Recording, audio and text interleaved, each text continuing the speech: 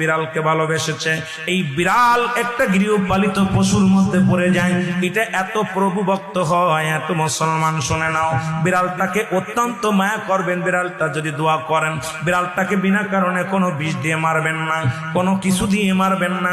অমুসলমান শুনে নাও, বিড়ালটাকে যত্ন করবেন। বিড়াল যদি অভিশাপ করে, বিলাই যেটা বলা হয়, অভিশাপ করলে সঙ্গে সঙ্গে আমার আল্লাহ কবুল করে নাই। বিড়ালের অভিশাপে মানুষ ফকির হয়ে যায়, বিড়ালের অভিশাপ মানুষগুলো ধ্বংস হয়ে যায়, বিড়ালের অভিশাপে দুনিয়ার সংসারের মতো অশান্তি লেগে যায়। বিড়ালকে ভালোবাসলে, ও মুসলমান শুনে নেও, এই বিলাইকে ভালোবাসলে, বিলাই যদি দোয়া করে, বিলার দোয়ায় আল্লাহ দরবারে অনেক ফায়দা লুটতে পারবেন। জোরে জোরে চিল্লায় বলা যাবে না মারহাবা।